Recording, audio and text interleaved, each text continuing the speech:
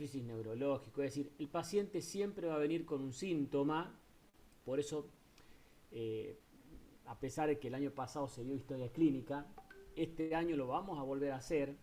En estos seminarios les voy a entrenar en la confección de la historia clínica porque veo que por ahí en el internado rotatorio, que también me van a ver en el servicio de clínica médica, en la PFO de clínica, llegan por ahí un poco flojos en la parte de historia clínica. Y me parece que es lo más importante, chicos. Aquel que por ahí cree que pudiera estar un poco flojo en historias clínicas, aproveche porque este es el momento para aprender historia clínica.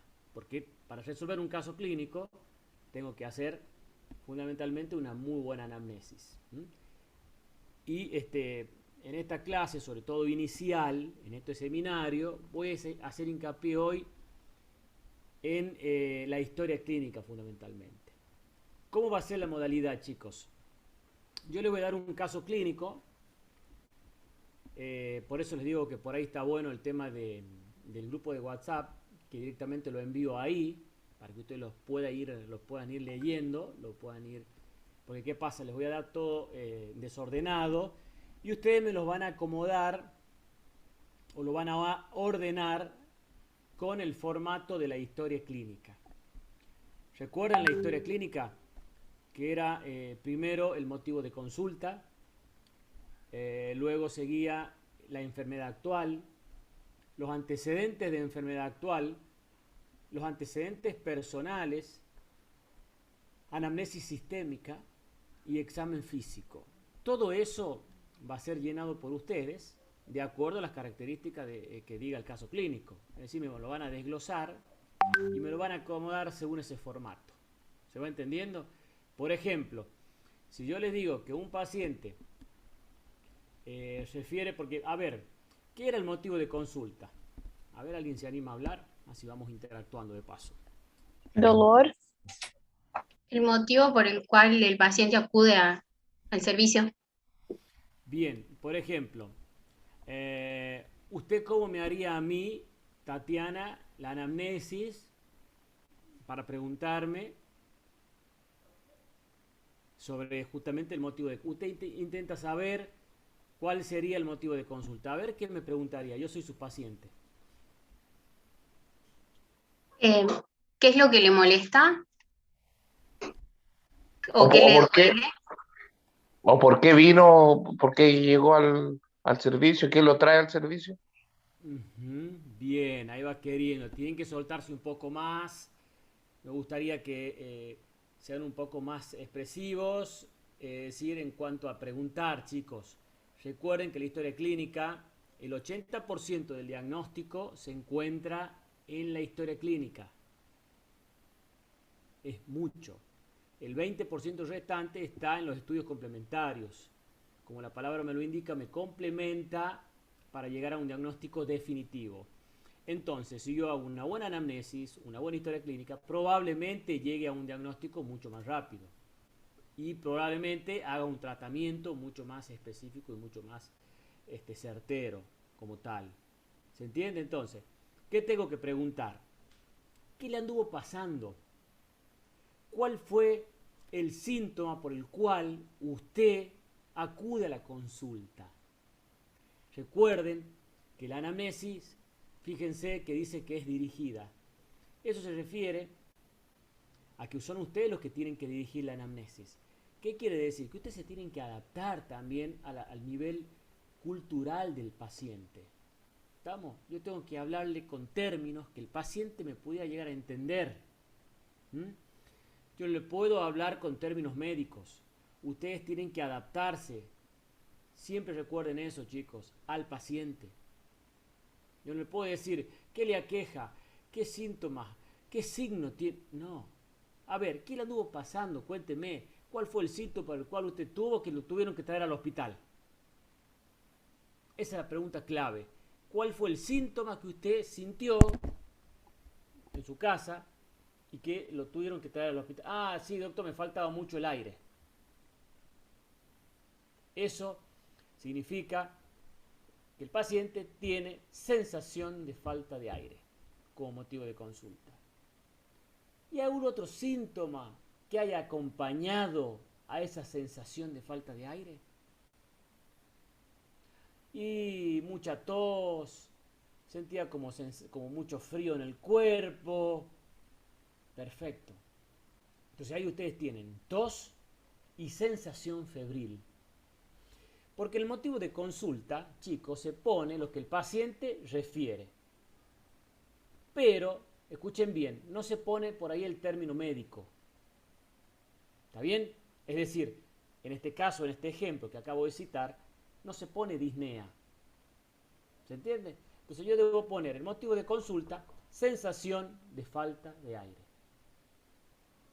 ¿Por qué? Porque en la enfermedad actual, ahí sí ya puedo nombrar la terminología médica de ese síntoma, inclusive ya semiografiado.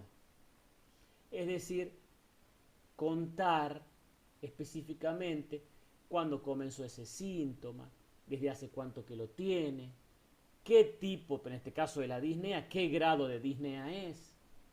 Porque un paciente que consulta por falta de aire, yo tengo que indagar cómo es esa falta de aire, chicos.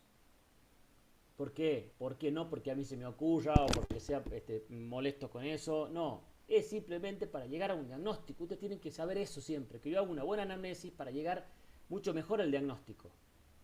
Ahí está el tema. Entonces yo tengo que preguntarme, ¿cómo es esa falta de aire? No le puedo decir, ¿cómo es esa disnea que usted tiene? ¿Es grado 1, grado 2? No.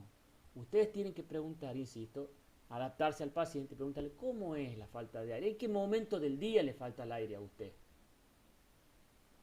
Le falta el aire cuando camina, le falta el aire cuando hace un poco de ejercicio un poco más rápido, cuando sube una escalera, cuando está sentado o cuando está acostado, o cuando se asea, cuando se baña, cuando se afeita, así. Entonces el paciente va a elegir de todo eso seguramente lo que él siente. Doctor, usted sabe que yo trabajo en un segundo piso, últimamente me tengo que sentar, no puedo subir la escalera porque me falta el aire. Ahí tiene usted un grado de disnea. Otro va a decir, no, doctor, usted sabe que cuando yo me estoy bañando, afeitando, siento que me agito. Ya ahí empieza a mínimos esfuerzos. O va a decir aquel paciente que dice, doctor, me acuesto, es impresionante cómo me falta el aire. ¿Ven? Son situaciones distintas, de los cuales son clasificaciones diferentes. Grado 1, grado 2, grado 3 o grado 4. En reposo, grado 4. Ortopnea. Pero ¿qué pasa si un paciente tiene disnea de reposo? ¿Qué piensan?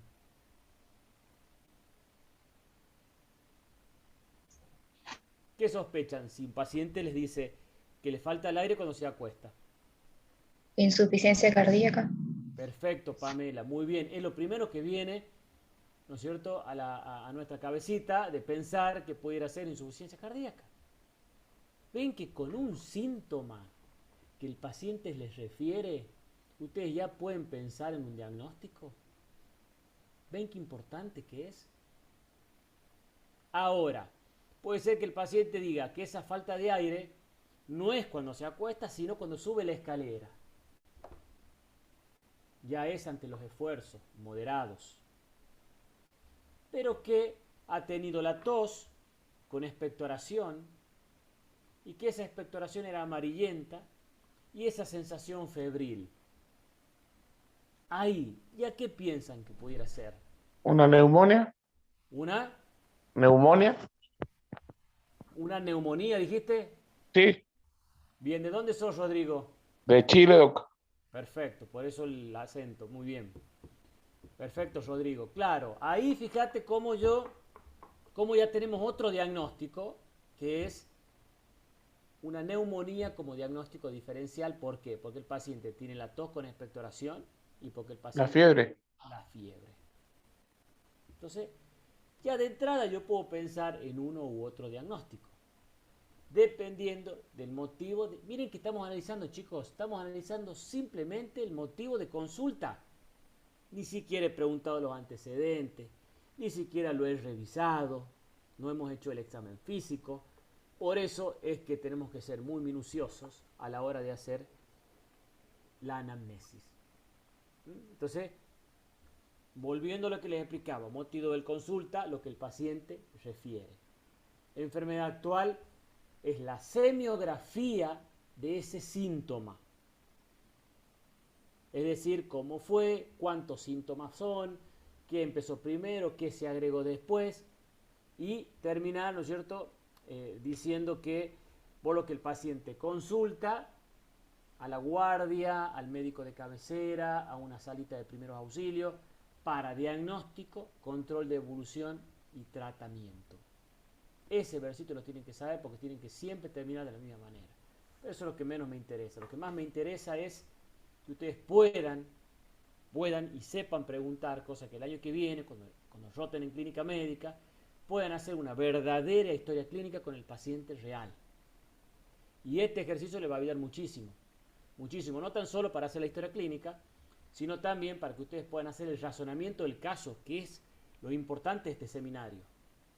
Ahora, por ser la primera clase, yo les voy a explicar a ustedes en qué va a consistir hacer esa historia clínica, cómo se hace una historia clínica, cómo se hace una anamnesis, digamos, cuál va a ser el objetivo de hacer una buena historia clínica.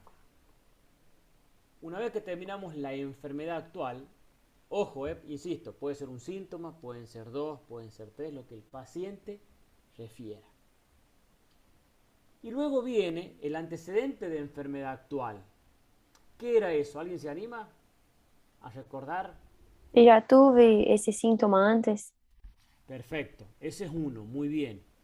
Si ya tuvo ese síntoma antes, es decir, si ¿Los él... antecedentes familiares? ¿Perdón? ¿Los antecedentes familiares, por ejemplo? No, no porque eso va en otro ítem de la historia clínica.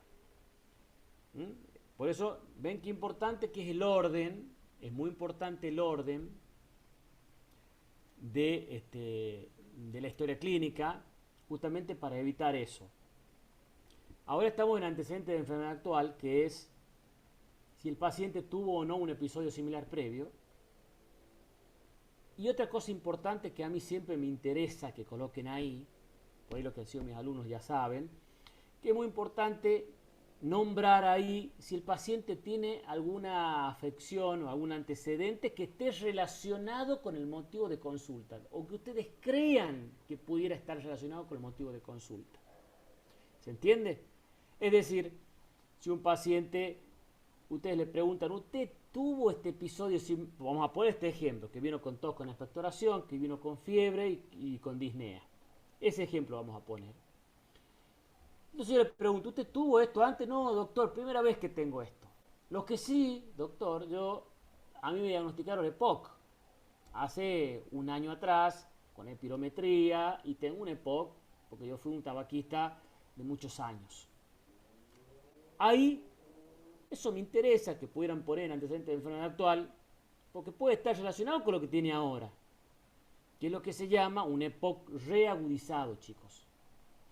Entonces ahí yo pudiera poner paciente que no refiere a un episodio similar previo, pero reporta tener el antecedente de EPOC diagnosticado hace aprox un año, lo cual fue diagnosticado por espirometría. Punto. Nada más. ¿Profe? Sí, Seba. Y ahí en antecedentes también va lo que es si el paciente trabaja, el área laboral a donde él trabaja o no. No, porque eso está muy bien que pregunte y se pueda sacar la duda, chicos. Aprovechen ahora porque es el momento. Ese no es antecedentes personales, como de Claro, hábito, de dónde exacto, trabaja. vale, muy bien. Eso ya pasa a antecedentes personales. Yo le voy a pasar cuando ustedes hagan el grupo de WhatsApp, le voy a pasar la historia clínica, que es una historia clínica hospitalaria, que me parece que es lo más completo, para que ustedes puedan ya comenzar a familiarizarse con ese tipo de historia clínica. En la más completa, en la que nosotros supimos tener en la época de formación, y la verdad que la sigo usando porque me parece lo más completo. Hoy en día, fíjense, cada vez son más reducidas, pero me parece que ese es el modelo bien completo, que está bueno que ustedes aprendan de ahí. que yo ahora estoy siguiendo esos ítems, chicos, ¿eh? Estoy siguiendo esos ítems. Es decir, el motivo de consulta, enfermedad actual, antecedentes de enfermedad actual y luego vienen sí los antecedentes personales, chicos, ahí. Que ahí sí, Rodrigo, están los antecedentes heredofamiliares, si la mamá vive o no vive, si papá falleció o mamá falleció. Es importante saber de qué fallecieron. Los antecedentes heredofamiliares son muy importantes porque algunas patologías, chicos, tienen ese origen heredofamiliar.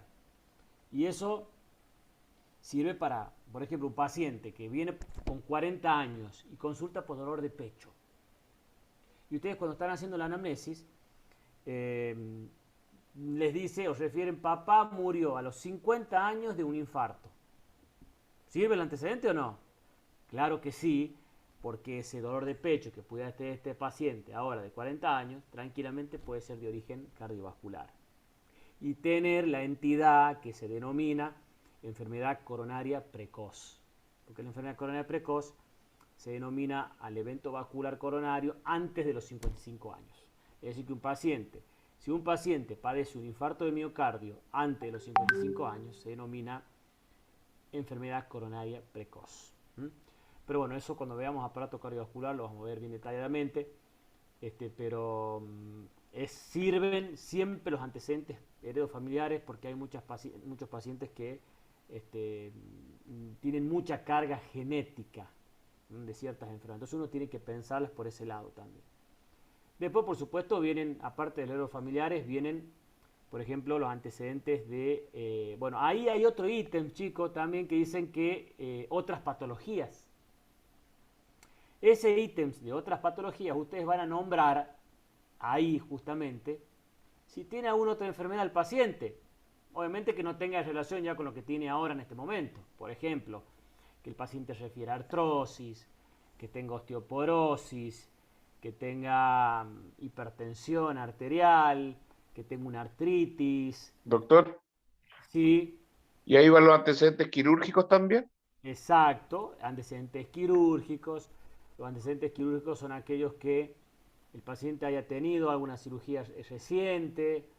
A ver, que les diga, sí, doctor, a mí me hizo una apendicectomía a los 20 años, me hizo una colecistectomía a los 30. Bueno, toda intervención quirúrgica que hubiera tenido el paciente, lo colocan en accidentes quirúrgicos.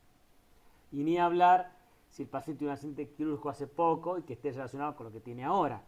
Recuerden, si un paciente tiene una cirugía y tiene muchos días de postración en cama, recuerden que uno de los factores de riesgo es la trombosis. Entonces ahí lo tienen que relacionar con eso. Por ejemplo, con un paciente ustedes sospechan que pueda tener un TEPA. Entonces ese paciente que tiene un TEPA, un tromboembolismo de pulmón, es importante que ustedes sepan que puede estar relacionado con ese factor de riesgo. Sí, doctor, hace una semana lo operaron de una cadera a la señora o el señor y ahora empezó con disnea súbita. Probablemente se trate de un tromboembolismo de pulmón justamente por ese antecedente. Por darles un ejemplo así aislado, ¿no? Pero bueno, es importante siempre, cualquier dato de la historia clínica es importante y aporta muchísimo para llegar a un diagnóstico, insisto, mucho más rápido y certero. Luego tenemos el antecedente, digamos, en la anamnesis sistémica. ¿Recuerdan lo que era la anamnesis sistémica, chicos? Avaliar todos los aparatos céfalo-caudal. ¿Pero qué tiene que ver, digamos, qué pasaría ahí? Perdón. Investigar todos los aparatos, como están, hacer como una anamnesis de todo. Bien, ahí me gustó más, muy bien. ¿Cómo Se es? detallaría, ¿Duele? se detalla más los síntomas de cada aparato. Pero es sistema por Pero que no sistema. tengan que ver Primero, con el motivo de consulta. Bien, bien, chicos, bien. Es decir, está bien lo que dijeron, es la anamnesis, no es el examen de aparato por aparato como por ahí se confunden en el examen. Porque el examen, o el examen físico, como dice la palabra, está en otro ítems. Es cuando ustedes ya lo van a revisar al paciente. Acá estamos haciendo anamnesis, estamos preguntando, estamos indagando. Todavía no lo revisamos. E indagar y preguntar es siguiendo un orden de aparato por aparato. Por ejemplo, vamos a hacer anamnesis de aparato cardiovascular. Por ejemplo, ¿qué podemos preguntar? A ver, ¿Suelen es un nombre o suelen? Es nombre. Suelen. Bien. Un segundito.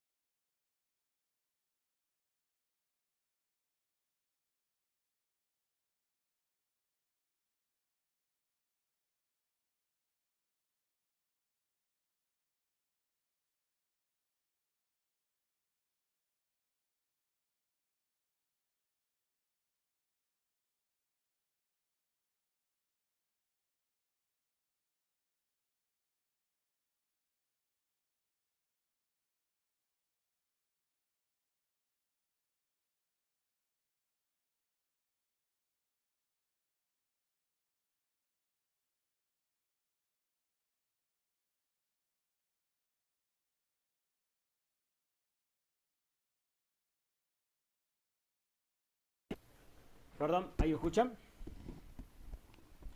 Sí, Doc.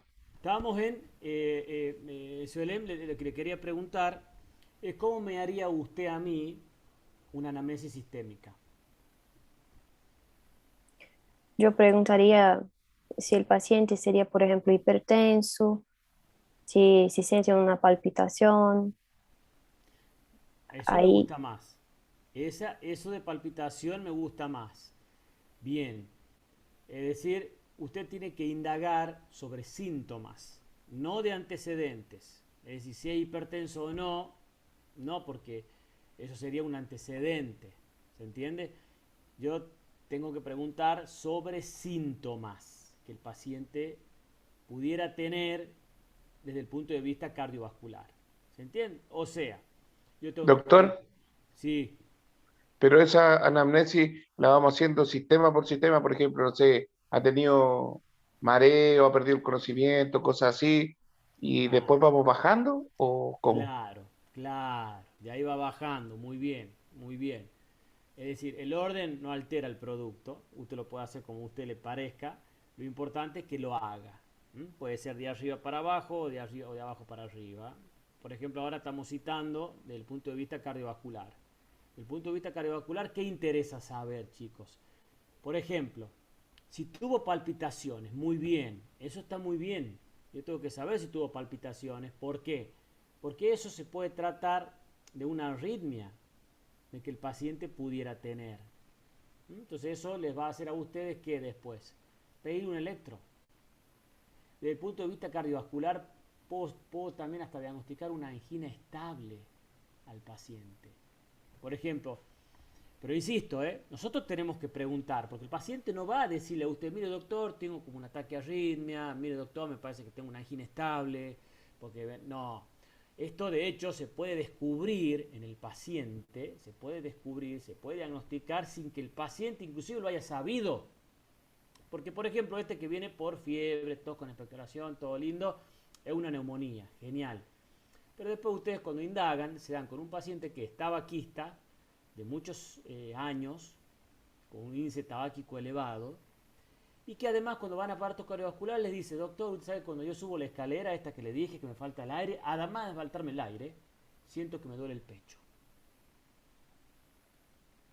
El paciente ahí tiene probablemente una angina estable. Cada vez que sube la escalera le duele el pecho. Entonces probablemente ese paciente pudiera tener una cardiopatía isquémica. y nunca supo. Él ahora viene por una neumonía, está infectado el pulmón. Genial. ¿Y su síndrome coronario? Ojo, ahí me pregunta una alumna, no, los hábitos, acá estamos en análisis sistémica, no estamos en hábitos tóxicos. Todo lo que es hábitos tóxicos está en antecedentes personales, como dije recientemente. Es decir, más allá de los heredos familiares están los tóxicos, si fuma o no fuma, si toma alcohol o no toma alcohol, si usa alguna droga, cuál droga, si toma alguna medicación, qué medicación toma el paciente. Es decir, yo ahí está, todos esos ítems están en antecedentes personales. Ahora estamos hablando de análisis sistémica, que es otra parte de la historia clínica donde yo indago sobre síntomas que el paciente tiene siguiendo un orden de aparato por aparato. ¿Se va entendiendo hasta aquí? Esa es la diferencia que hay con antecedentes personales. Antecedentes personales, eso está perfecto, chicos, eso es importante, saber cuánto, por ejemplo, si fuma, cuántos cigarrillos fuma por día, el alcohol, qué alcohol toma por día, si es whisky, si es cerveza, si es vino, y cuántos litros en el día. ¿Por qué? Porque la mayoría de las patologías que están asociadas con el consumo excesivo de alcohol, todas tienen que ver con los gramos de alcohol por día que consume. Y los gramos de alcohol por día que consumen van a estar determinados por el tipo de bebida que consuma.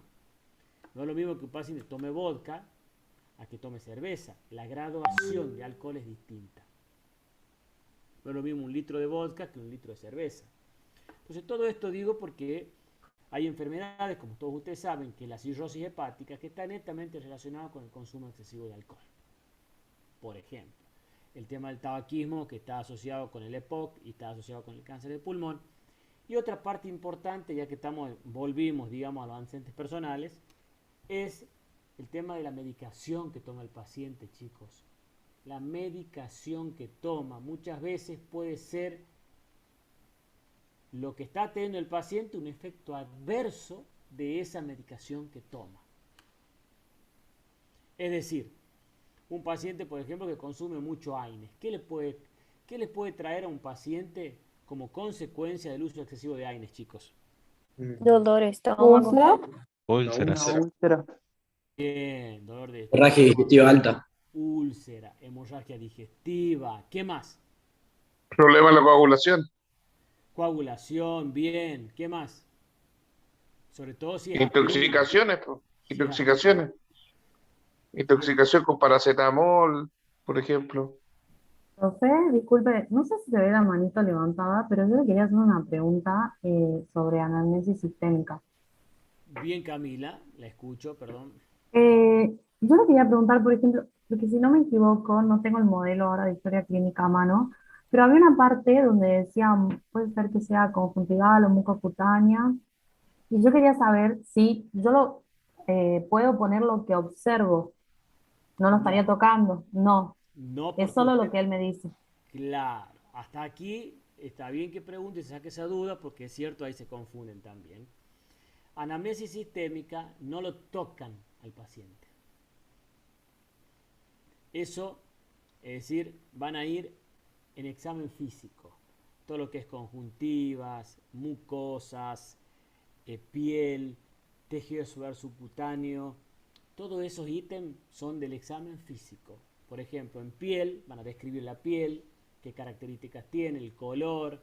Hay muchas enfermedades que nosotros podemos tener como manifestaciones dérmicas. Por ejemplo, una ictericia, una palidez en la anemia, en un Addison, la piel bronceada, eh, Acantosis, la cantosis nígrica en el diabético. Es decir, eso ya todo forma parte del examen físico, por citar así algunos ejemplos, ¿no? Pero anamnesis sistémica es el interrogatorio que me sirve muchísimo, inclusive para hacer otros diagnósticos.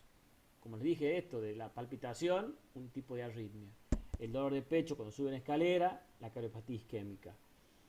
Que les diga que últimamente ha subido de peso, que últimamente se siente cansado, con sueño, con intolerancia al frío. ¿Qué tiene? una Eh, hipotiroidismo podría ser. Muy bien. ¿Ves cómo sale todo? ¿Ves cómo sale? Ahí ya están relacionando. Ahí me gustó. Todo tiene que ver con los síntomas que uno indaga y mire chicos, estoy interrogando. Doctor, No lo revisé todavía. pero cuando, por ejemplo, la compañera dice que había una hemorragia mucoconjuntival, nosotros ponemos en la historia clínica, presenta hemorragia conjuntival, qué sé yo, No, no, porque eso es en ¿no? examen físico. Ah, perfecto. Eso es en ojo o en mucosas de examen físico. ¿Ok? Aquí nos vamos a, digamos, a limitar solo a anamnesis de aparato por aparato. Por ejemplo, por citarte otro ejemplo, cuando lleguemos a aparato respiratorio. El aparato respiratorio, ¿qué tengo que indagar? Y hoy esto tiene que ver, ojo, con síntomas que el paciente ya padece prácticamente desde hace un tiempo, no de ahora. Porque si fuese de ahora, lo pondríamos en motivo de consulta. ¿Se entiende? Doc. Sí, Entonces nosotros en la anamnesis ponemos lo que el paciente nos dice que tiene. Y después en el examen físico lo que nosotros vemos en el paciente. exacto.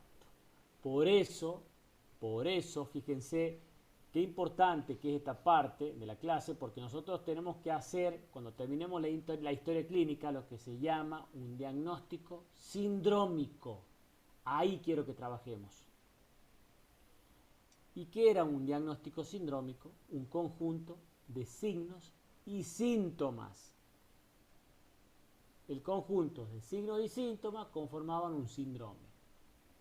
Los síntomas son los que el paciente refiere y los signos son lo que nosotros vamos a objetivar al examen físico, auscultándolo, palpándolo, percutiéndolo.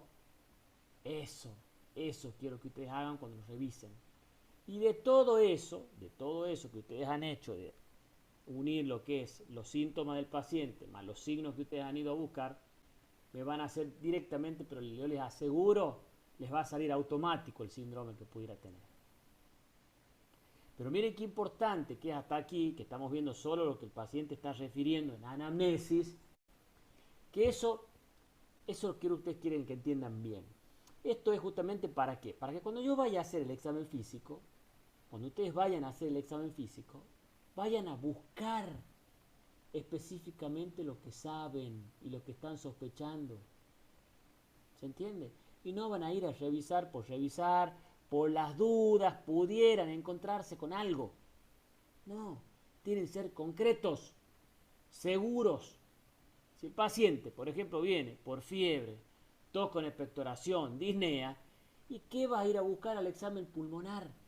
Va a ir a buscar los rales crepitantes, va a ir a buscar la pectoriloquia áfona, va a ir a buscar la submatidez, la disminución del murmullo vesicular, en el caso de que pudiera estar o no con un derrame pleural, pero eso va a ir a buscar.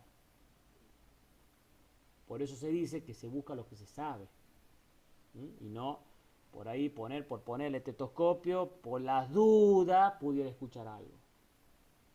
Si el paciente, pero además el paciente me dice que tiene como una angina estable, vamos a auscultar.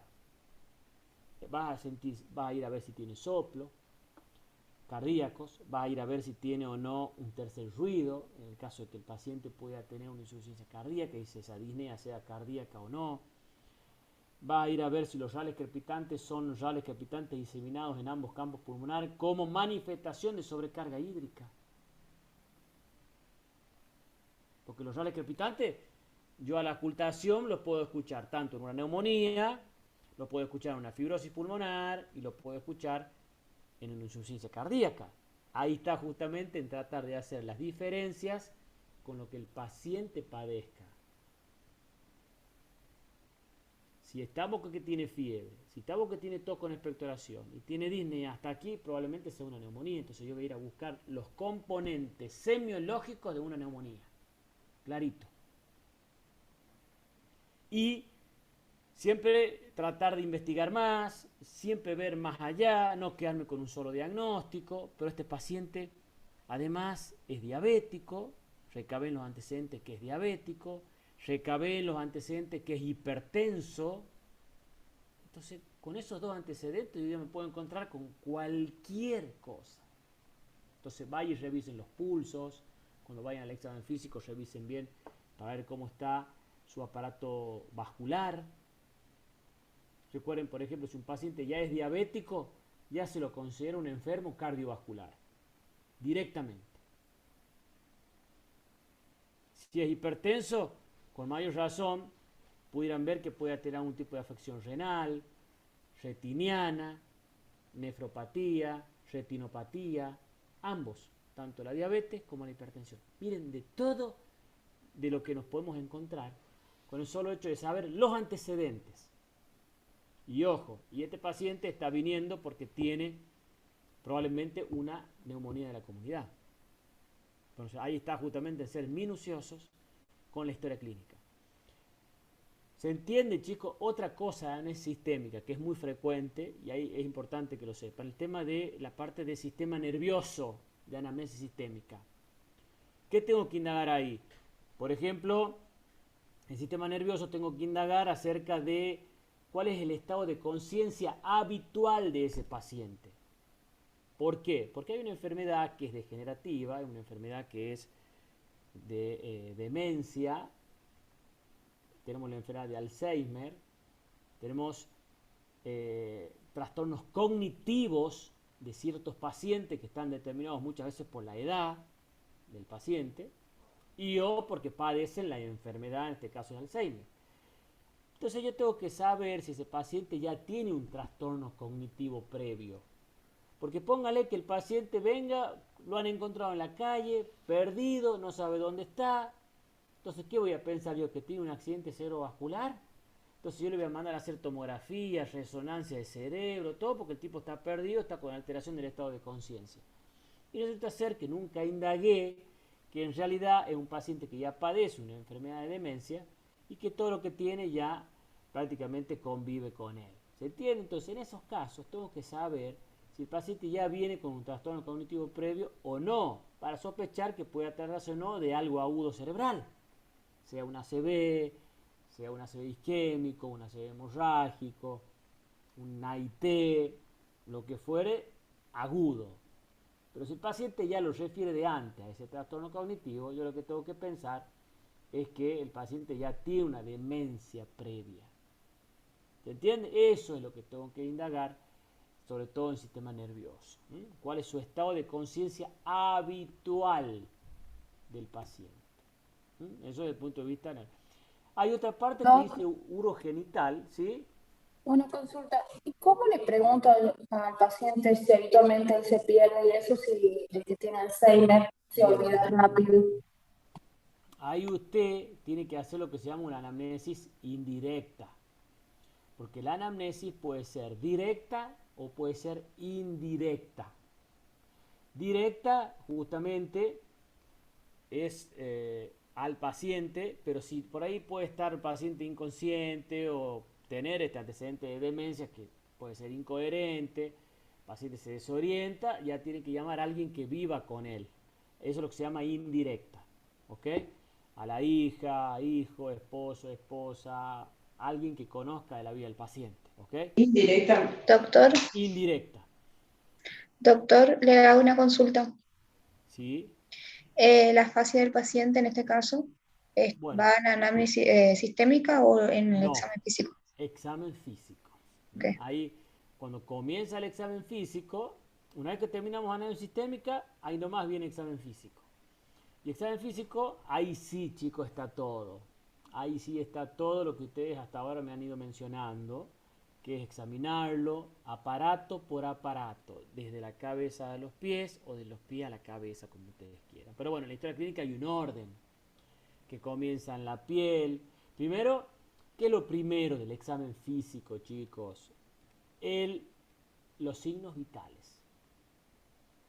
Los signos vitales es lo primero que tiene que tener un paciente a la hora de revisarlo. Presión arterial, frecuencia cardíaca, frecuencia respiratoria, temperatura. Es decir, son los signos vitales sí o sí que el paciente, porque yo ya tengo una idea de cómo está, al menos hemodinámicamente, el paciente. No hay un paciente que yo revise, por ejemplo este que vino con la neumonía. Los signos, chicos, me dicen muchas cosas. Un paciente con una neumonía que está hipotenso, ¿qué significa?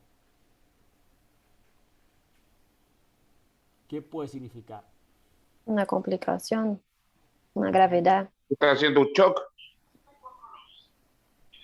o una sepsis? Ahí me gusta más. Bien, bien. Que puede estar séptico. Eso me está indicando.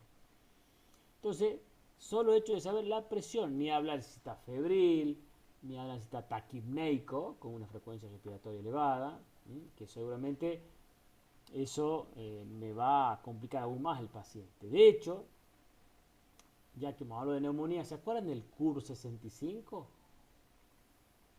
¿Qué era? La edad, Son criterios para evaluar el pronóstico del paciente. Claro. Quiere decir, justamente para saber Si el es pronóstico. ambulatorio o Sí, hospitalario. Si es claro, el tratamiento, cómo se lleva a cabo. exacto. Para saber si el tratamiento va a ser ambulatorio, si va a ir a una sala común o si va a ir a una terapia intensiva. ¿Y qué tiene en cuenta el curso 65 en uno de los ítems? La presión arterial.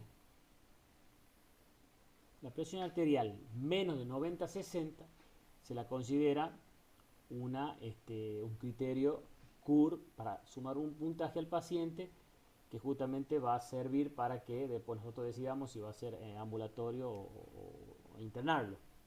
Más allá de la edad, la frecuencia respiratoria también. Fíjense, de los signos vitales ya tienen 2 criterios de CUR. Miren si no es importante. Y así podemos citar muchísimas cosas. Ahí ponemos el ejemplo del paciente que cité como ejemplo de la neumonía, pero rige para todos, chicos. Un paciente que viene, por ejemplo, con una epistaxis, pónganle, sangrado, ¿qué tengo que tener en cuenta? Para los parámetros hemodinámicos. Una hemorragia digestiva, alguien que venga con hematemesis, con melena, lo primero que tengo que tomar a ese paciente son los signos vitales. Eso me va a decir mucho a ver si está o no el paciente en shock o no. En este caso hipovolémico. Si es menos de 60-90, está en shock hipovolémico. En el contexto de una infección, si está con una presión arterial menos de 90-60, probablemente esté séptico. Febril o no, hipotérmico o no, todos son parámetros que me sirven muchísimo al paciente. Siempre recuerden relacionarlo con por lo que viene el paciente, por el motivo de consulta. Si viene con un signo de foco neurológico el paciente y yo tomo los signos vitales, ¿qué es lo primero que tengo que pensar? El paciente viene con una paresia facio-brachiocrural derecha, vamos a poner ejemplo. ¿Qué le interesa saber a ustedes? Si es un signo, es decir, si es un signo de foco neurológico que esté padeciendo el paciente en forma aguda, es decir, que está haciendo un síndrome piramidal como complicación de una crisis con emergencia hipertensiva, dependiendo si tiene o no un daño de órgano agudo, ¿recuerdan? De neuro. Bueno, ¿quién me va a decir eso? La presión arterial. Un tipo que viene con una paresia facio-brachiocrural derecha, lo primero que tengo que pensar que esté con un síndrome piramidal primero. Dentro de ese síndrome piramidal, que pueda estar teniendo un accidente cerebrovascular. Más allá que si es isquémico o hemorrágico, me lo va a decir la tomografía. Yo ya tengo que ver si tiene o no ese daño de órgano. ¿Por qué? Porque un paciente no es lo mismo que tenga 220 de sistólica, 120 de diástole, con un signo de foco neurológico, a aquel que tenga 160-80 o 150-80 con un signo de foco neurológico. La conducta es distinta. Miren, si no es importante saber qué presión arterial tiene. Porque si es una isquemia cerebral, ya lo vamos a ver eso cuando veamos seguramente algún caso referido a eso. Si el paciente viene con un signo de foco y viene con la presión arterial normal, ¿qué le van a bajar la presión? No, no le bajan. ¿Por qué? porque ese signo de foco neurológico que está teniendo el paciente probablemente se pueda deber por la oclusión de un vaso sanguíneo, es decir, que el paciente podría estar padeciendo una isquemia cerebral en curso.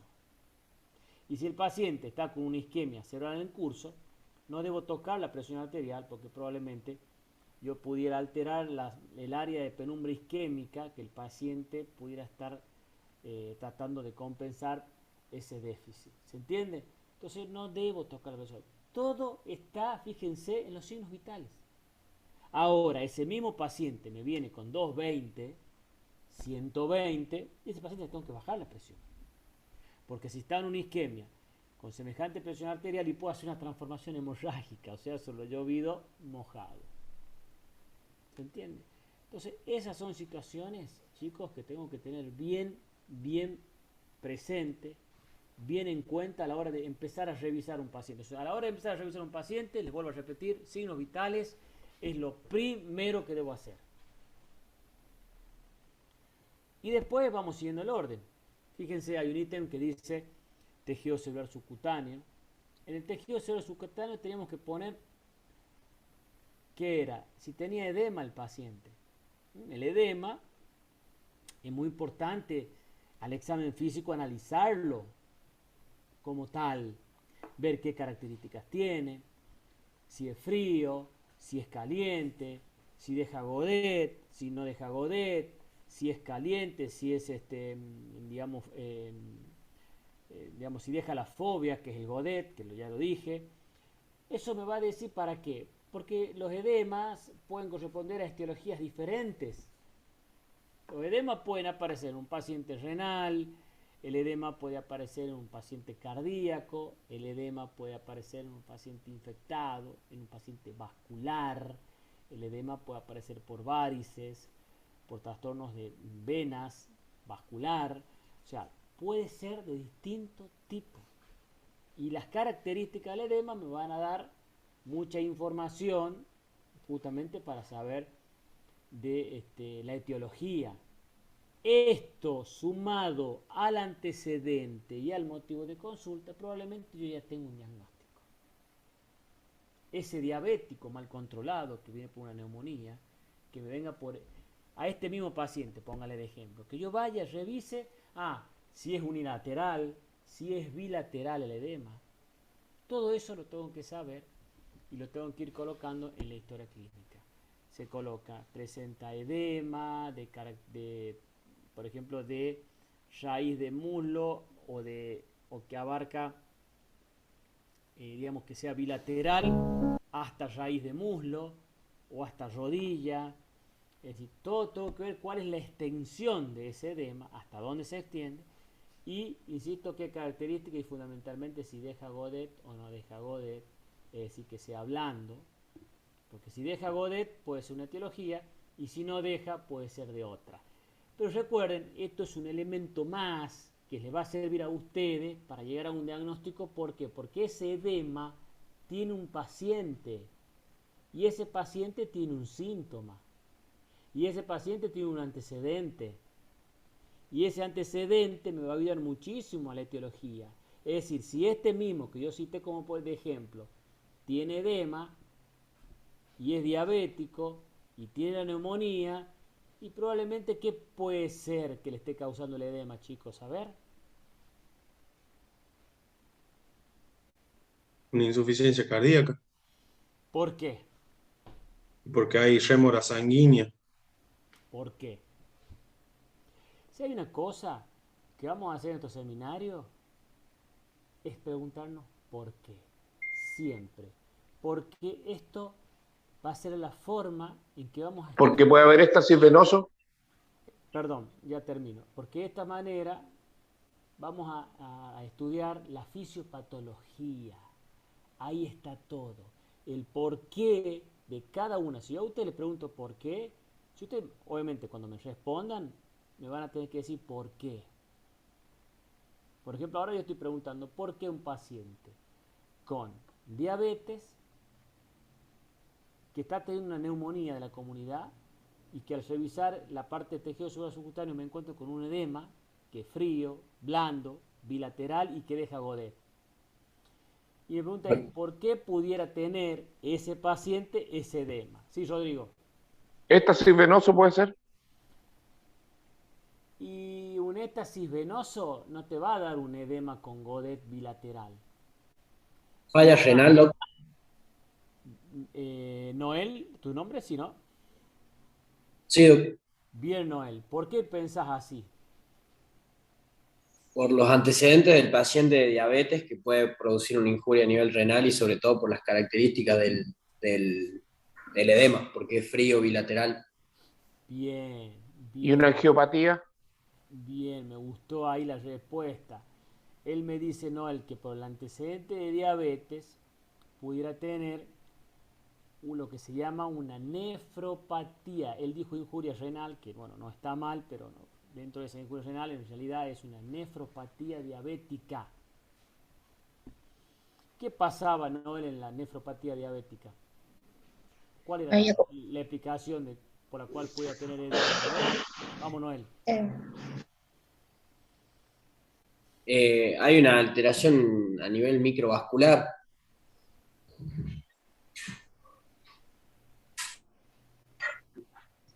por depósito de No, complejos. no. El resto, Doc, puede ser que hay muerte de los podocitos a nivel del glomérulo renal y eso no. hace que...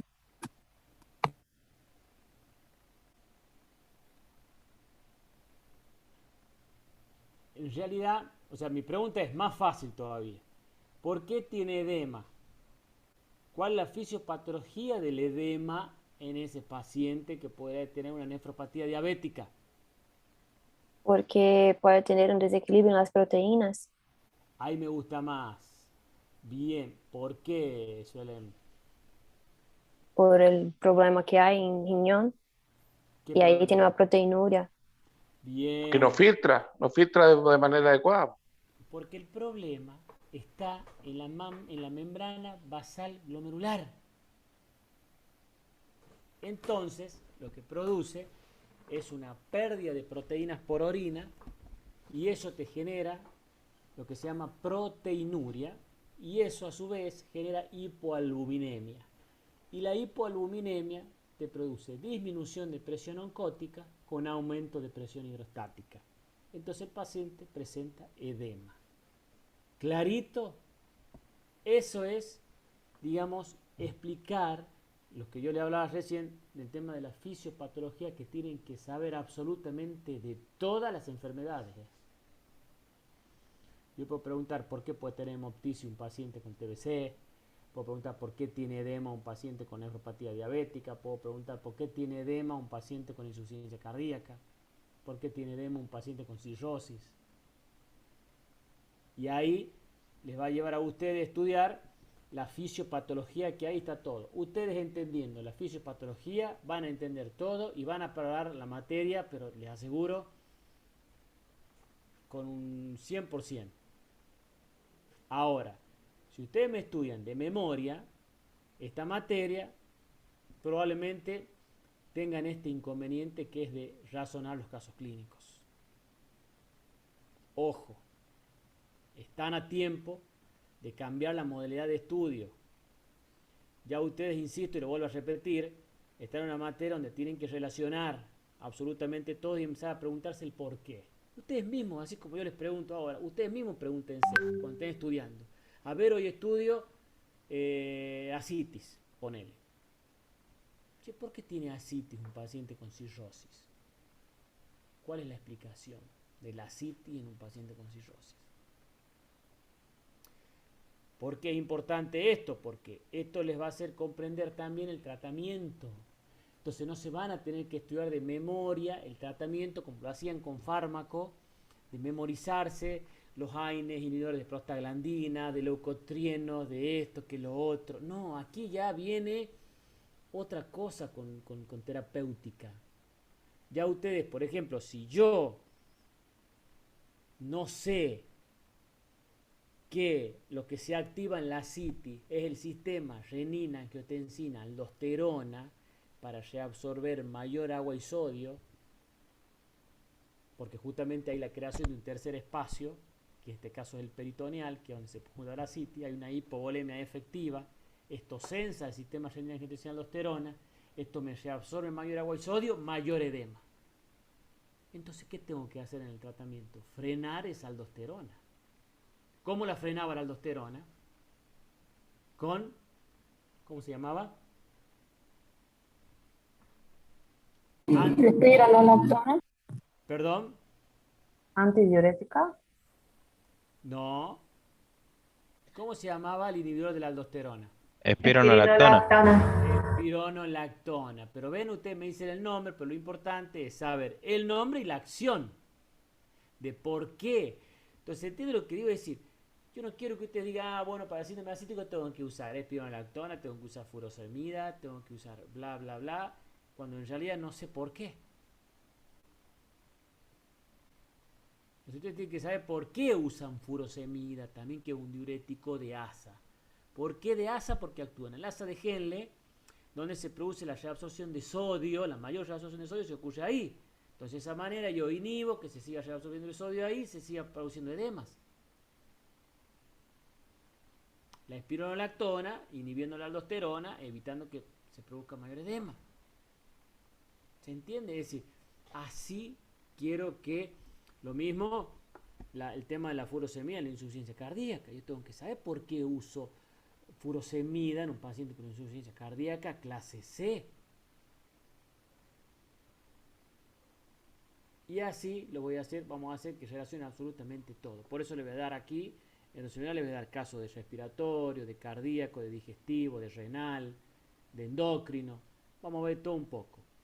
Pero bueno, esta va a ser justamente la modalidad que quiero que sepan para que justamente ustedes tomen las cartas en el asunto y aquel que por ahí venía estudiando un poco mal o creía que por ahí venía bien y en realidad no está, bueno, está a tiempo de cambiar esa modalidad.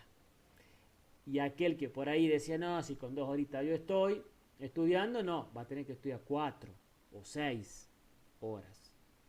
Porque esto va a incluir mucho, mucho más estudio. Ustedes están aquí en una etapa, esta es la materia clave, chicos. Acá está todo. Si ustedes ya han llegado hasta aquí, ya es pisar el acelerador en la última curva. Entonces písenlo, vayan firmes, vayan con convicción, vayan con mucha fe y que todo va a estar bien porque va a depender de ustedes, no va a depender de nadie más. Insisto, si estudiaban 2 horas, estoy en 4. Si estudiaban 4, estoy en 6. Si están para eso. ¿Están para, o acaso no se quieren recibir? Ya. Esto es, este último año, sexto es como que es un abrir y cerrar de ojos, porque te rendís todas las materias, rendís interna, que es la más importante, todas son importantes, pero por ahí interna es como que la más larga, tiene más contenido, y ya está el rotatorio, y ya terminó tu carrera. ¿Y por qué les digo que esta es una materia clave, chicos? Porque yo lo noto porque, bueno, estoy en interna 1, soy docente de interna 1, soy docente de interna 2 y tengo la PFO de clínica médica y además estoy en el examen final de carrera en la posta de clínica médica. Entonces, yo veo ahí cuáles son las falencias que por ahí tienen, cómo llegan.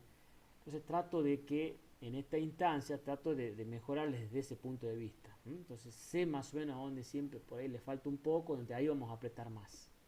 ¿Y qué quiero decir con esto? Que por ahí usted, bueno, aprobé interna 1 con un 4, ahí no sé cómo aprobé, pero bueno, aprobé, bueno, eso te va a pasar factura. Ahora probablemente en interna 2. Entonces, no estudien para aprobar con el 4. Ah, ya aprobé. No, porque si te sacaste un 4 es porque no estudiaste bien. Porque te falta. Y nadie en la facultad, hablo por todos mis colegas docentes, nadie tiene intención de desaprobarlo. Al contrario, tenemos toda la intención de que aquel que, por ejemplo, no está en condiciones de aprobar, es un bien que uno le está haciendo. Se lo puede decir a alguien que por ahí ha rendido conmigo y le ha ido mal interna 1 y ahora, yo le aseguro, agradece de que realmente la materia no la sabían en su momento. Y no aprobaron y rindieron la segunda vez y sí la aprendieron. La están comprendiendo. Bueno, lo mismo va a pasar aquí. Si ustedes no interna 2 no la entienden o no la prueban o no la estudiaron bien, iba a llegar la PFO complicado. Y no tan solo la PFO, sino también el examen final. O sea, en alguna parte se cae. Eso no tiene que pasar. Entonces están a tiempo que realmente ya empiecen a estudiar a conciencia, empiecen a estudiar para aprender, no para probar. Porque esto es medicina, chicos.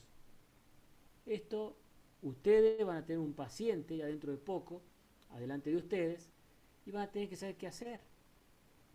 Esto no es como el contador que lo soluciona con una goma al error, como el abogado con un juicio, y ustedes con una vida. Nada más y nada menos. Entonces eso es lo que ustedes tienen que tener siempre presente.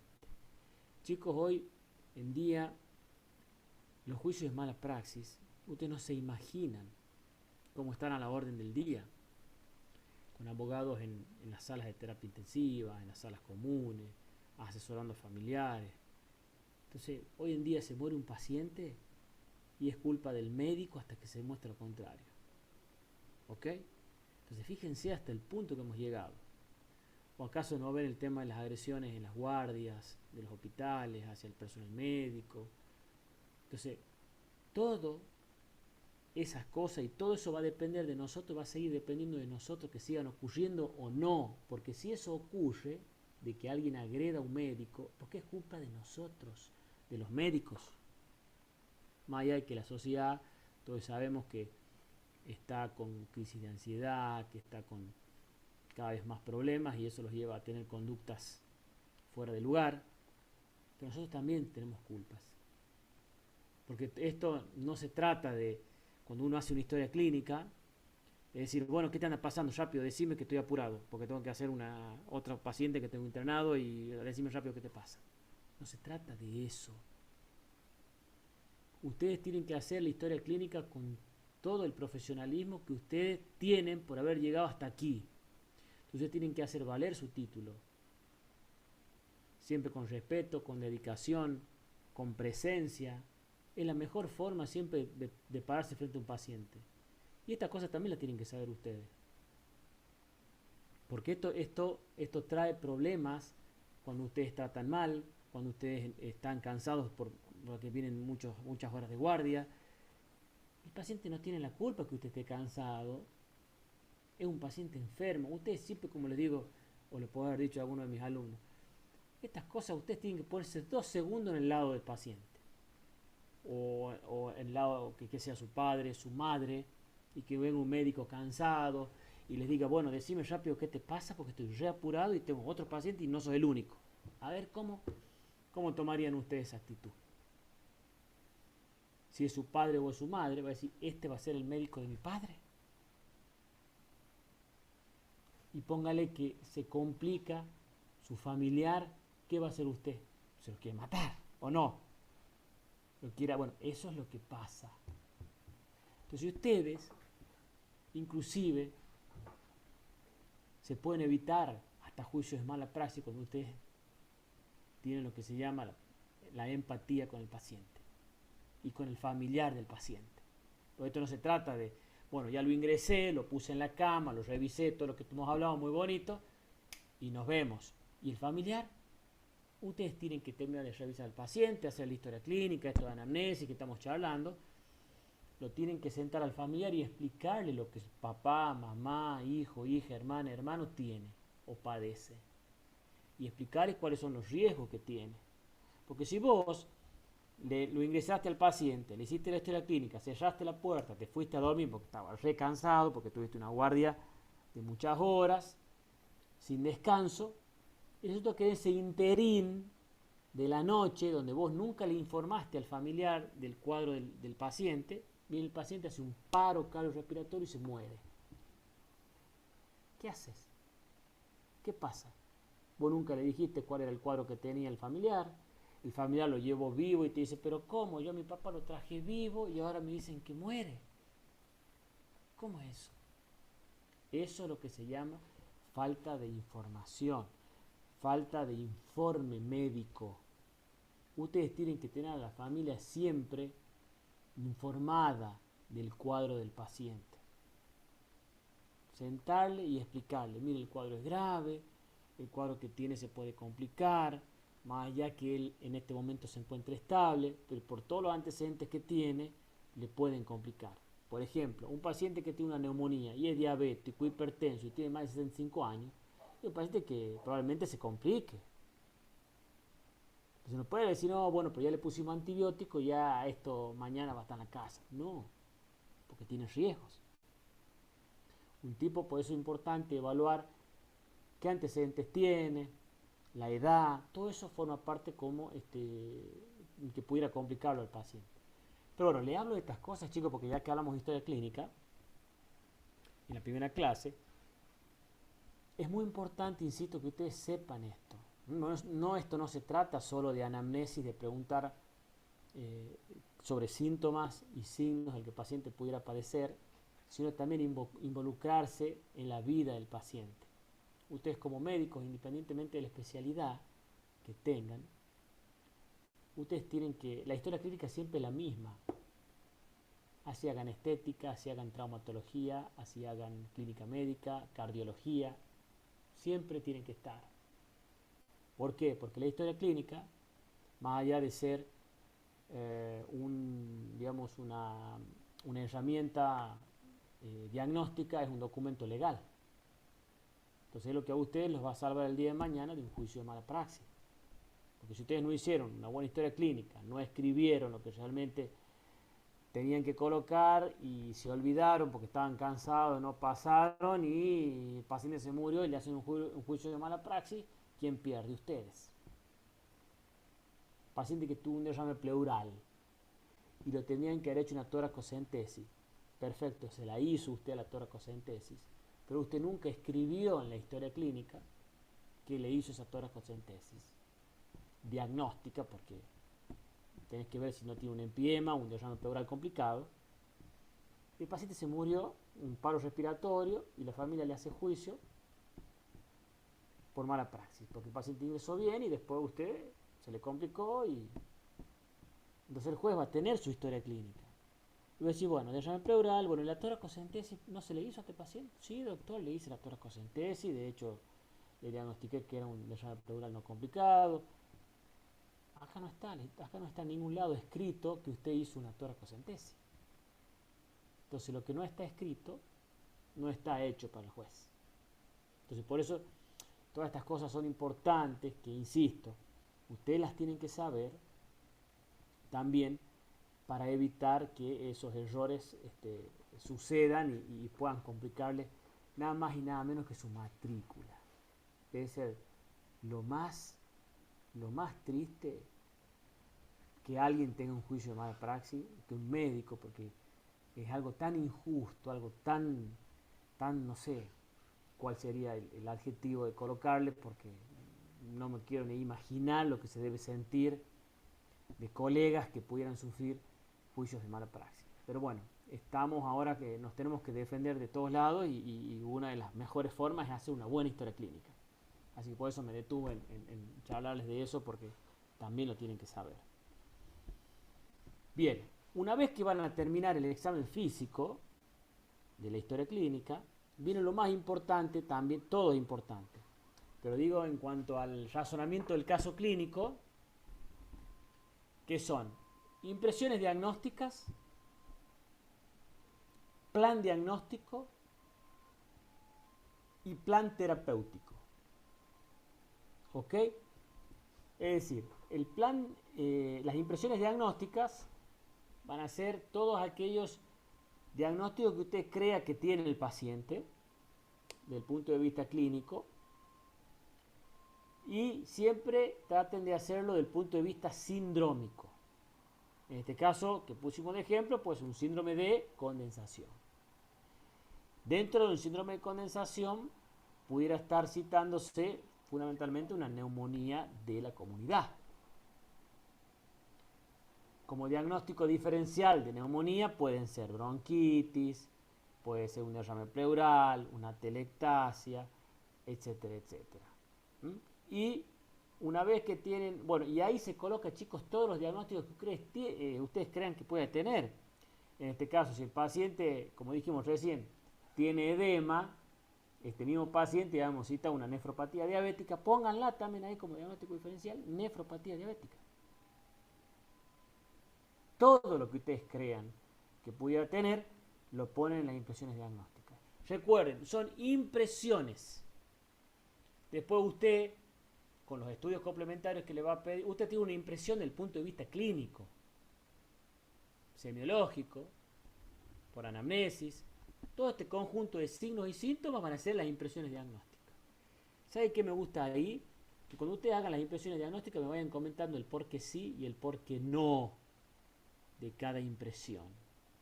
Me parece que tiene una neumonía, un síndrome de condensación, perfecto. Esto es una condensación, una neumonía. ¿Por qué? Te pregunto. Porque tiene tos con expectoración y fiebre, que son dos criterios mayores de neumonía. Espectacular. Además tiene al examen físico rales crepitantes, que tranquilamente puede ser el pegotamiento del moco a nivel del alveolo, y eso puede generar los rales crepitantes. Perfecto. Y no me parece una bronquitis porque tiene infiltrado radiográfico en el caso que tengo una imagen donde se observe, en este caso, el bloque neumónico en la radiografía de tórax. Porque la diferencia entre una bronquitis y una neumonía justamente es el infiltrado. Si los síntomas son prácticamente los mismos. La bronquitis tiene tos con expectoración, puede tener fiebre y hasta puede tener rales también. Pero no tiene infiltrado radiográfico. Si tiene infiltrado radiográfico es neumonía, y si no, por el lado de bronquitis, por ejemplo.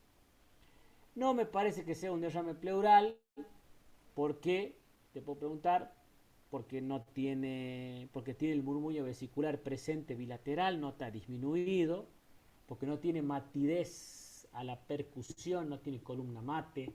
¿Recuerdan del derrame? Bueno, ahí fíjense cómo vamos explicando por qué sí y por qué no de los diagnósticos. Eso es muy bueno porque eso también les va a hacer estudiar a ustedes ciertas patologías que pudiera tener el paciente y que eso les hace repasar. Pero la nefropatía diabética, ¿qué tiene aparte del edema? Y está visto que si el paciente tiene nefropatía diabética también puede tener una neuropatía y puede tener una retinopatía. Y todo esto, ¿saben para qué sirve? También para que después ustedes puedan armar el plan diagnóstico. Porque ¿qué es el plan diagnóstico? Son todos los estudios complementarios que ustedes le van a pedir al paciente según las impresiones diagnósticas que tengan. De esa manera, chicos, no van a evitar pedir estudios complementarios por pedir, al azar. ¿Se entiende? Entonces, todos los estudios complementarios que ustedes soliciten van a estar todos justificados. Por ejemplo, en este paciente, ¿qué tenemos que pedir? Y este paciente tengo que pedir hemograma para ver los glóbulos blancos, porque estoy sospechando que sea una neumonía y la neumonía produce leucocitosis. Le tengo que pedir, por supuesto, los glóbulos rojos para ver si está anémico o no, en el contexto de un paciente con infección. Le tengo que pedir la función renal, la urea y creatinina, porque tengo que ver el tema de la nefropatía diabética, que no esté alterada la función. Además, que recuerden que el Cursen 5, uno de los criterios es la urea. La U es de urea. Entonces la urea más de 35 es un punto más de CUR. ¿Ven? ¿Ven cómo vamos justificando? Entonces de esta manera yo pido todos los estudios complementarios en forma justificada. Y voy diciendo, entonces yo le voy preguntando por qué. A ver, ¿por qué urea en este paciente? ¿Por qué función renal? ¿Qué quiere saber? Y quiero saber si no tiene una nefropatía diabética, y yo quiero ver si no está elevada la urea para ver si tengo que poner un punto más al CUR, y de eso decido el tratamiento. Genial. Quiero ver la función renal, sobre todo, y eso va a estar determinado no tan solo por la urea, sino por la creatinina. Porque la urea puede elevarse en otras causas también. Pero la creatina no. La creatina, si está alterada, si está elevada, es porque tiene compromiso glomerular, porque hay compromiso renal. Ojo, porque muchas veces en la nefropatía diabética puede haber proteinuria porque está afectada la membrana basal glomerular, pero tener función renal normal. Por eso es importante en estos pacientes, chicos, sacar el clearance de creatinina.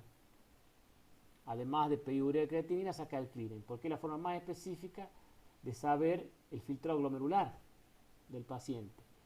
Y el filtrado glomerular va a estar determinado justamente por la fórmula para saber cuánto es el filtrado y de esa manera evalúo el grado de la nefropatía. Porque en base a eso se toma una conducta o no en el paciente desde el punto de vista del tratamiento renal, ojo. Por eso en un paciente que puede tener alterada la función renal, por eso existe el tema de los criterios de diálisis también que existen. Porque no es solamente que el paciente tenga alterada, tiene aumento de creatina y lo dializo. No. Hay criterios que indican que el paciente va a diálisis o no, Pero bueno, eso lo vamos a ver después cuando veamos a un paciente desde el punto de vista renal. ¿Qué otra cosa tendríamos que pedir? La placa de tórax. La placa de tórax, sí o sí. Y tengo que pedir también, si es necesario y si veo una imagen que puedas, por ejemplo, hoy en el contexto de COVID, pedimos directamente tomografía. ¿Se entiende? ¿Por qué? Porque las imágenes de COVID son típicas en vidrio esmerilado que aparecen justamente en la tomografía de tórax. Y por supuesto, si ustedes ven una imagen sospechosa en la placa de tórax, por ejemplo, que sea una imagen sospechosa de tumor, y ya se van hacia la tomografía. Todo va a depender de lo que vea en la radiografía, para saber si pido o no una tomografía de tórax. ¿Qué otra cosa tenemos que pedir? Y tengo que pedirle la albúmina, para ver si bajó, y cuánto bajó por el tema de la nefropatía diabética. ¿Y cómo hacen para saber? Porque si un paciente con diabetes y tiene edemas, yo tengo que saber cuánto tiene de albúmina para ver si realmente esa es la causa del edema. Entonces, también tengo que ver si tiene pérdida de proteínas por orina y tengo que ver o poner y citar como diagnóstico diferencial un síndrome nefrótico. Entonces la pregunta es, ¿cómo hago para diagnosticar un síndrome nefrótico? ¿Qué le pedirían, chicos? A ver.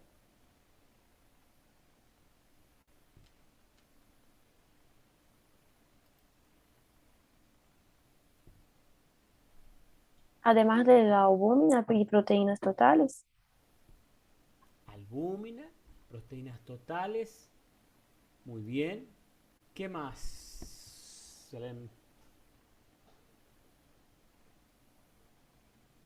¿Orina 24 horas puede ser? Bien, ahí está, Rodrigo. Muy bien. Orina de 24 horas. ¿Por qué? Porque el diagnóstico, justamente para hacer el diagnóstico de síndrome nefrótico, lo hago cuantificando las proteínas en 24 horas. Fíjense lo que dice la bibliografía, más de 3,5 gramos de proteínas en orina en 24 horas es un criterio de síndrome nefrótico.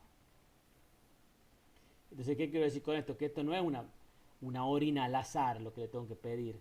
Le tengo que pedir una orina de 24 horas, es decir, tiene que recolectar durante 24 horas la orina al paciente para saber cuánto tiene de albúmina. Si llega a tener en esas 24 horas más de 3,5 gramos, es un criterio de decir que el paciente tiene un síndrome nefrótico. ¿Se entendió, chicos? ¿Ven cómo cambia? Entonces ¿y por qué le pedí yo orina de 24? Eso quiero que entiendan. Porque a mi entender, porque yo objetivé al examen físico de ese paciente un edema bilateral y es diabético hace muchos años, entonces como bien dijimos que cuya impresión diagnóstica es una nefropatía diabética, también tengo que tener como impresión diagnóstica un síndrome nefrótico. Si yo no hubiese pensado en un síndrome nefrótico, jamás le iba a pedir orina de 24. ¿Se entiende el razonamiento? ¿Cómo vamos a ir razonando con los pacientes? Entonces de esa manera vamos justificando cada uno de los estudios complementarios que vamos solicitando. ¿Y por qué? Si no sospecho, y no voy a pedir nunca, entonces se me va a pasar. Yo le hice tratamiento de la neumonía a este paciente y nunca me importó lo de su edema. Che, y es fumador de muchos años, es diabético, 2 factores de riesgo cardiovasculares importantes y encima cuando sube la escalera duele el pecho. ¿Qué tenía que hacer entonces también ahí? Un electrocardiograma también. Electrocardiograma, muy bien. Entonces ya tenemos laboratorio, tenemos placa de tórax, tenemos orina de 24, tenemos electrocardiograma. Entonces, por supuesto, la pregunta viene ahora dirigida a decir, ¿qué busco en el electrocardiograma de este paciente?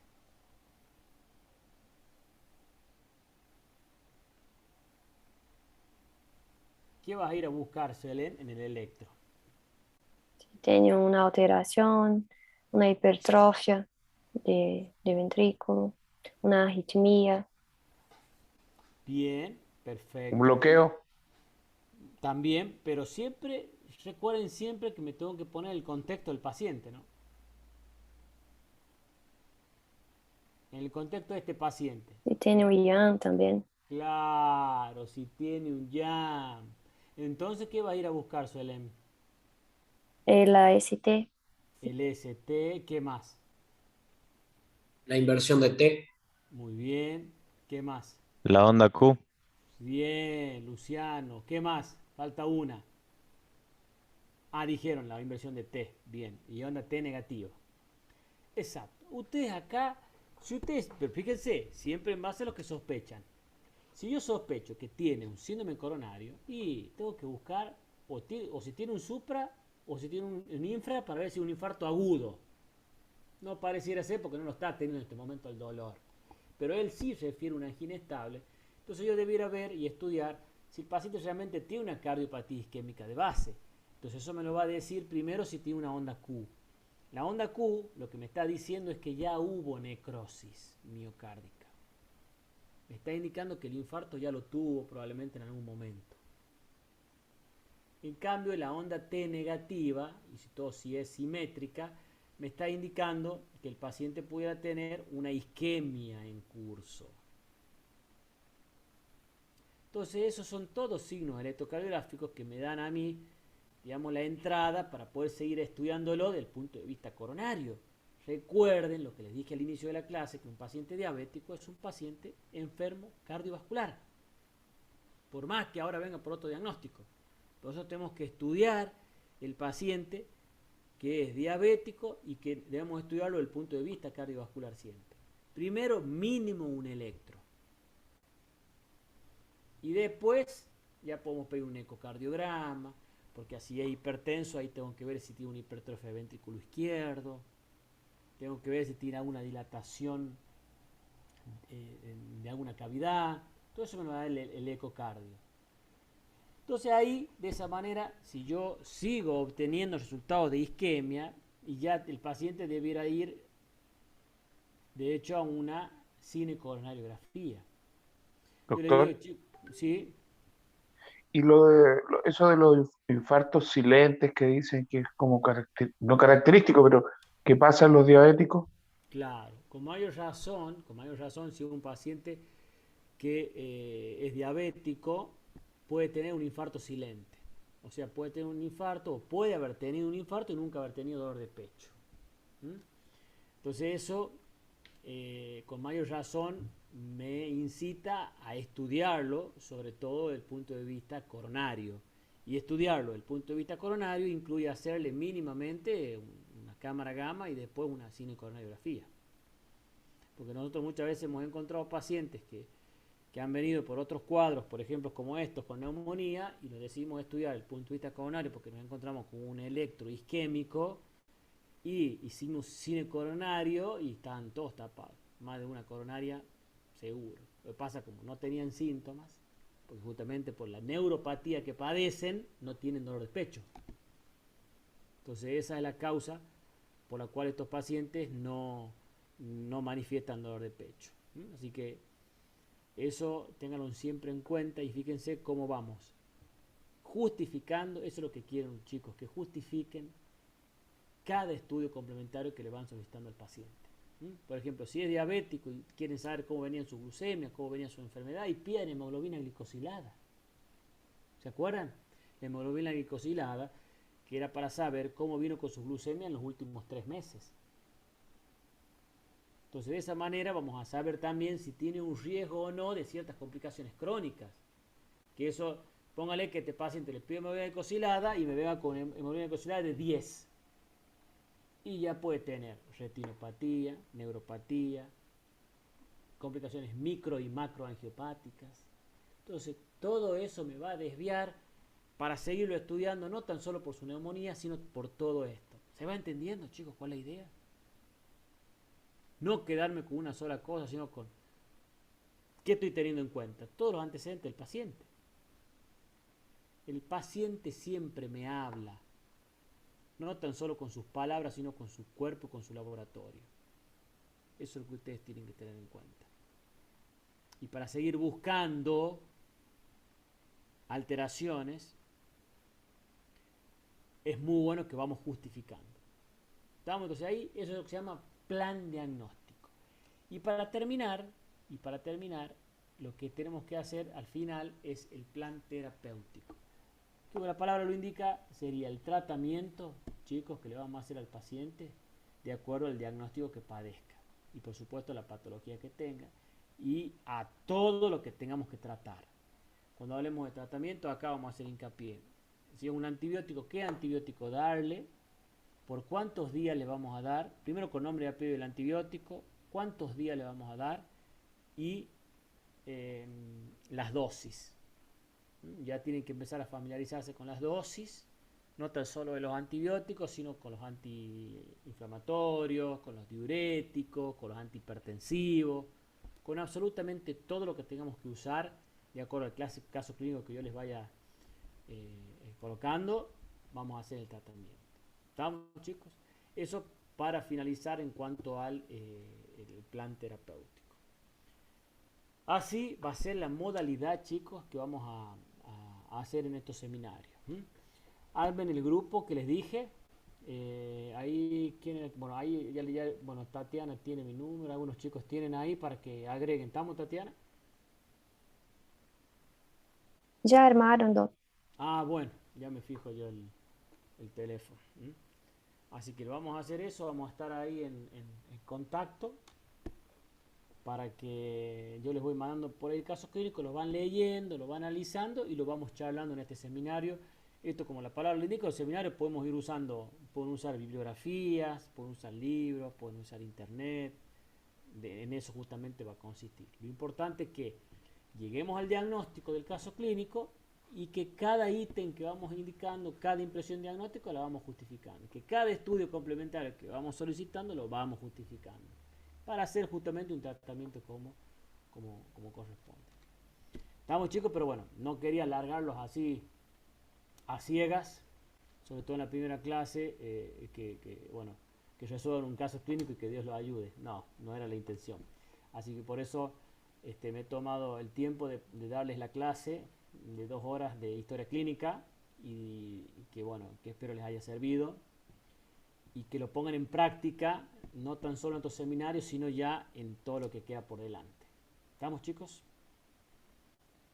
Sí, doctor, gracias. Gracias. Bien, profe, gracias. Chao. ¿Alguna Yo, otra profe, pregunta? gracias. Hasta luego. Bueno, chicos, Hasta luego. buenas noches. Nos vemos si Dios quiere el viernes, el próximo. No, el próximo viernes no, porque es Santos, sería el siguiente. Viernes Santos no. Chao, Bueno, doctor. profe, Gracias. gracias. Buenas Gracias. noches, chicos. Un abrazo. Luego, un gusto. profe. Bueno.